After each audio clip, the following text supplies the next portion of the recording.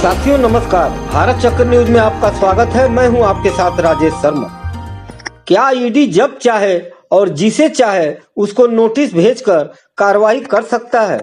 हाल के वर्षों में विपक्षी नेताओं के खिलाफ ताबड़तोड़ कार्रवाई के लिए चर्चा में रहे ईडी को एक मामले में सुप्रीम कोर्ट से झटका लगा है। सुप्रीम कोर्ट ने शुक्रवार को साफ कर दिया कि वकीलों को उनके मुवक्किलों को दी गई कानूनी सलाह के लिए ईडी जैसी जांच एजेंसियां तलब नहीं कर सकती। मुख्य न्यायाधीश बी.आर. गवई और न्यायमूर्ति के विनोद चंद्रन की पीठ ने कहा कि वकीलों को केवल भारतीय साक्ष्य अधिनियम 2023 की धारा 132 के तहत असाधारण परिस्थितियों में ही तलब किया जा सकता है।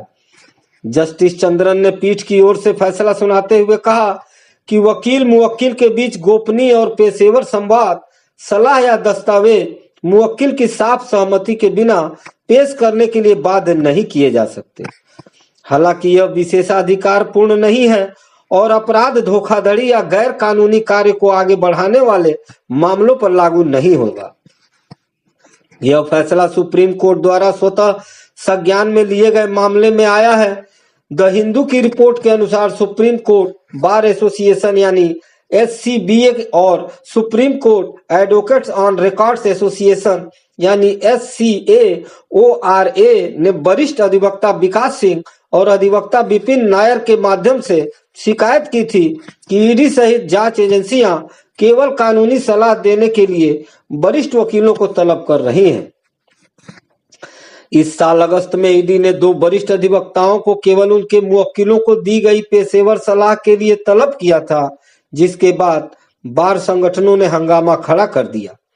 सुनवाई के दौरान SCBA अध्यक्ष विकास सिंह ने कहा था, मनमाने तलब से कानूनी पेशे पर बेहद बुरा प्रभाव पड़ रहा है। वकील बिना डर के सलाह नहीं दे पाएंगे।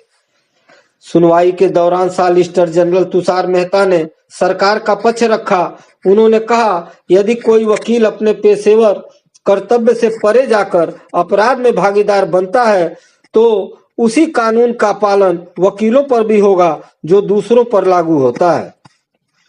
हालांकि मेहता ने स्वीकार किया कि वकील मुवक्किल गोपनीयता का विशेषाधिकार भारतीय साक्ष्य अधिनियम 1872 और अब BSA की धारा 132, 134 में संरक्षित है। यह एक मान्यता प्राप्त वैधानिक अधिकार है। वकील मुवक्किल गोपनीयता विश्व भर में कानूनी पेशे की आधारशिला मानी जाती है। वास्तव में यह सिद्धांत पुराने भारतीय साक्ष्य अधिनियम से चला आ रहा है और अब नए BSA में और मजबूत किया गया है। सुप्रीम कोर्ट ने तलब की प्रक्रिया पर कहा कि वकीलों को जारी सम्मन में धारा 132 की छूट स्पष्ट रूप से उल्लेखित होनी चाहिए। सम्मन की जांच पुलिस अधीक्षक से नीचे के रैंक के अधिकारी द्वारा नहीं बल्कि उनके वरिष्ठ अधिकारी द्वारा की जानी चाहिए। कोर्ट ने यह भी साफ कहा कि वकीलों से जब्त लैपटॉप, मोबाइल जैसे डिजिटल डिवाइस को क्षेत्रीय ट्रायल कोर्ट के समक्ष पेश करना होगा।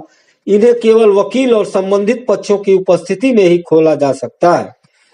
अदालत ने यह भी कहा कि मौलिक अधिकारों का सम्मान किया जाना चाहिए और जांच एजेंसियों द्वारा जारी सम्मन आरोपी के मौलिक अधिकारों व वकील मुवक्किल गोपनीयता के विश्वास का उल्लंघन नहीं करना चाहिए। कोर्ट ने चेतावनी दी कि मनमाने ढंग से वकीलों को तलब करना कानूनी पेशे पर बेहद बुरा असर डाल सकता है, जो लोकतंत्र के लिए घातक और खतरनाक है। बार एसोसिएशनों ने इस फैसले का स्वागत किया है। SCBA अध्यक्ष विकास सिंह ने कहा, यह फैसला वकीलों की स्वतंत्रता और गरिमा की रक्षा करेगा। अब जांच एजेंसियां मनमानी ढंग से वकीलों को परेशान नहीं कर सकेंगी। सुप्रीम कोर्ट ने अपने फैसले में सभी निचली अदालतों और जांच एजेंसियों को इन दिशा निर्देशों का सख्ती से पालन करने का आदेश दिया है। यह फैसला आने वाले समय में ईडी, CBI और अन्य जांच एजेंसियों की कार्यप्रणाली पर गहरा असर डालेगा, खासकर मनी लॉन्ड्रिंग, भ्रष्टाचार और आर्थिक अपराधों के मामले में जहां वकीलों को अक्सर तलब किया जाता रहा है। साथियों, आज के लिए बस इतना ही। कल फिर मिलते हैं देश दुनिया की बड़ी खबरों के साथ। आप देखते रहिए भारत चक्र न्यूज। नमस्कार, जय हिंद।